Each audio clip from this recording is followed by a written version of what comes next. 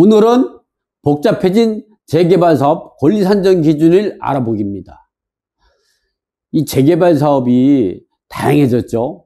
기존에 우리가 알고 있는 도시 및 주거 환경 정비법상 재개발 재건축 사업이 있는가 하면 소규모 정비사업법상 재건축 재개발이 있습니다.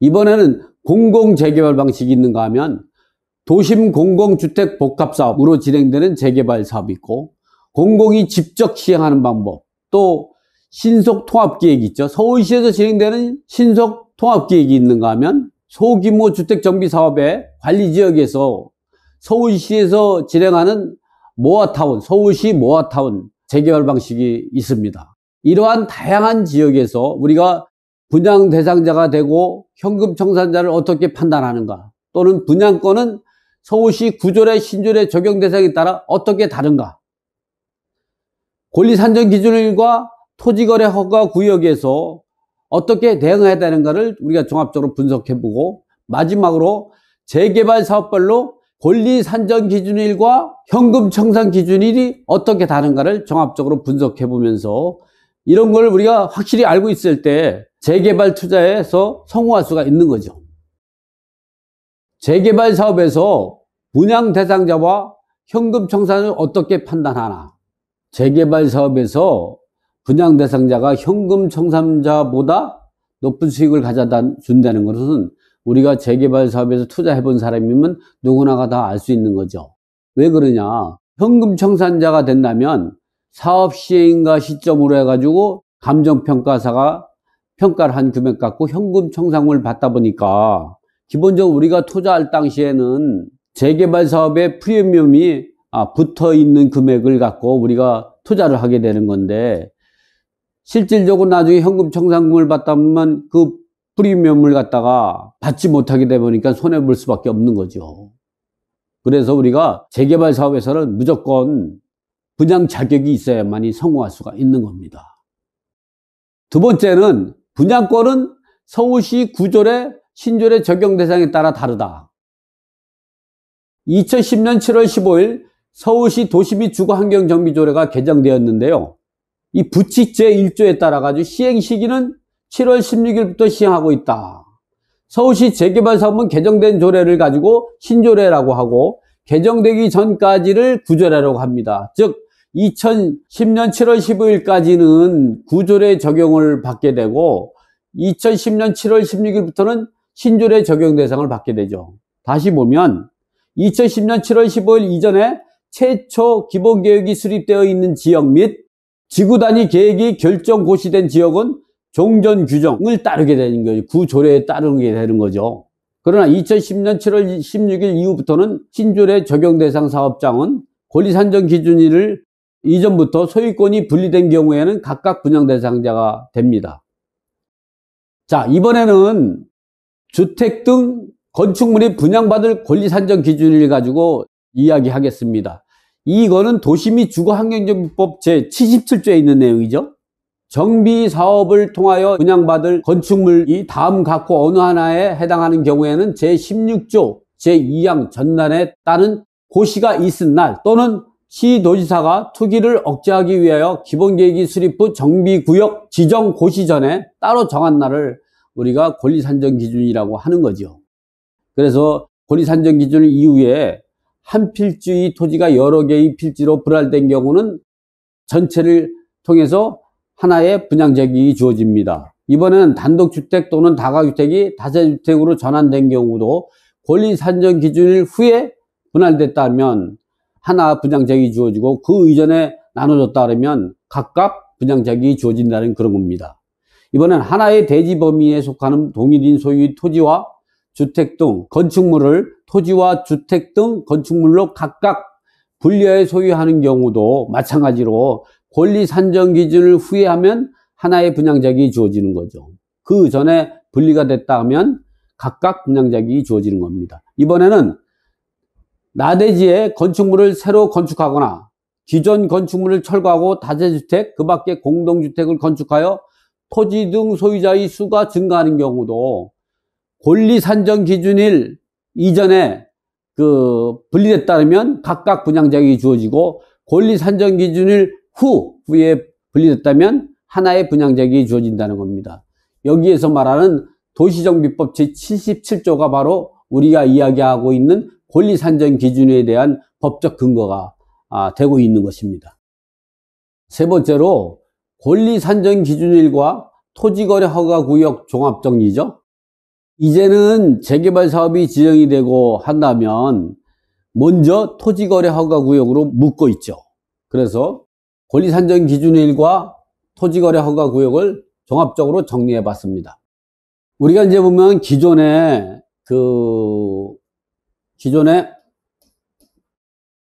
재건축, 재개발 이러한 경우는 도시정비법상 권리산정기준일이 5월 10이다.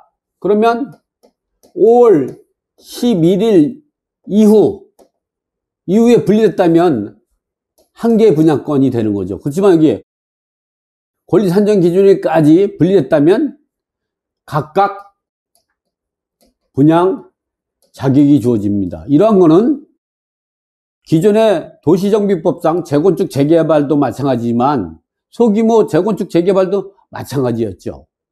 그러나 이런 것이 또 어떻게 바뀌었느냐, 공공재개발 방식이죠. 이런 공공재개발 방식은 다른 말로는 공공참여형이라고도 하죠. 그래서 민간 조합하고 공공이, LH 같은 공공이 공동으로 진행하는 겁니다. 이번엔 도심 공공주택 복합사업이라고 했죠. 이거는 공공이 LH나 SH나 지방공사 등이 주도로 진행하는 거죠. 공공 직접 시행 방식은 조합이 참여하지 못하고 공공이 직접 시행하는 방식이죠. 신속통합 기획 방식은 서울시에서 새로 시작하는 건데 재건축 방식, 재개발 방식이 있는데 지금 현재 아주 반응이 뜨겁습니다.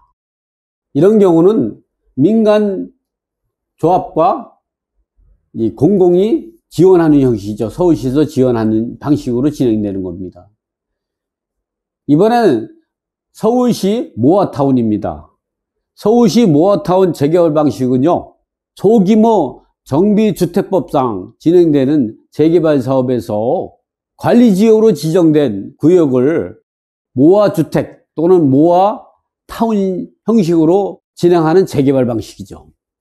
이러한 다양한 방법에 따라서 권리산정기준일과 현금청산기준일 또 토지거래허가구역이 다릅니다. 그래서 그런 내용에 대해서 하나하나 짚어보면 기존의 재건축 재개발 같은 경우는 권리산정기준을 기준으로 한다는 말씀을 드렸으니까 이 공공 재개발 방식은 사업 방식은 관리처분 방식으로 하고요. 권리산정기준일은 1차 권리산정기준일은 2020년 9월 20일입니다. 2차 권리산정기준은 2021년 12월 30일이죠. 모집공고일입니다. 모집공고일. 토지거래허가구역은 1차가 2021년 1월 26일이고 2차가 2021년 3월 30일입니다. 현금청산 방식은 분양가 차등 적용을 하고 사업지 선정은 1차가 8곳이 생겼고 1차 보류가 4곳이 생겼고 2차 선정은 16곳인데 2차 보류된 지역이 8곳입니다. 이번에는 도심 공공주택 복합사업으로 사업 시행 방식은 공공이 주도합니다. 사업 방식은 토지 납입 방식이고요. 이 권리산정기준일은 2021년 6월 30일인데요. 이 내용은 국회 의결일이 2021년 6월 29일입니다. 이 의결일 다음 날에 이제 그 권리산정기준을 정하고 있어요. 그래서 이런 내용들은 부칙 제3조에 국회 의결일 다음 날로 2021년 6월 30일이 권리산정기준이 되는 거죠. 그래서 2021년 6월 30일 이후에 신축했거나 또는 지분 쪼개를 했다든가 이랬을 때는 현금청산금이 되는 거죠. 또 권리산정기준일도 2021년 6월 30일 날 제정이 됐고 현금청산기준일도 2021년 6월 30일입니다. 사업지는 1차에서 8차까지 총 76곳이 진행되고 있죠. 또 이 공공 집적 시행 방식 같은 경우는요, 공공 집적 시행 방식 같은 경우는 공공이 직접 시행하는 겁니다. 민간 조합을 철회시키고 공공이 직접 하게 되는 거죠. LH나 SH 등이 직접 하는 거죠. 아니면 지방공사가 직접 하게 된다는 거죠. 사업 방식은 토지 납입 방식으로 진행되고, 이 권리 산정 기준일 같은 경우는 2021년 2월 4일이 됩니다. 토지 거래 허가도 2021년 2월 4일, 현금 청산 기준일도 2021년 2월 4일이 됩니다. 서울시 신속통합기획 같은 경우는 민간 주도와 공공이 서울시나 SH 또는 SD 공공이 지원하는 방식으로 하는데, 관리처분 방식으로 진행되고요. 권리산정기준은 1차가 2021년 9월 23일, 그 이후부터는 2022년 1월 28일이죠. 그래서 앞으로 2021년 1월 28일 이후로 진행되는 그 사업 같은 경우는, 서울시 신속통합기획 같은 경우는 권리산정 기준이 2022년 1월 28일이 됩니다. 이 기간은 1년 동안 한시적으로 운영하고 있고요. 토지거래 허가구역은 1차가 2021년 12월 28일, 추후는 2022년 1월 28일로 동일하게 진행되죠. 현금 청산 기준은 관리처분 이후에 합니다. 그리고 사업지 같은 경우는 20년에 시범 사업을 4곳을 진행되고, 2021년은 7곳, 2020 하반기에는 9곳, 그리고 2020 민간 재개발 사업이 21곳이 추진되고 있습니다. 그리고 모아타운 같은 경우는 권리 산정 기준은 공모 선정 발표 후 최초 고시되는 날을 말합니다. 그리고 현금 청산 기준일은 조합 설립하게 되는 거죠. 서울시에 모아타운이 25곳, 국토부에 선정하는 모아타운은 13곳, 서울시 선정이 12곳이 이렇게 진행되고 있습니다.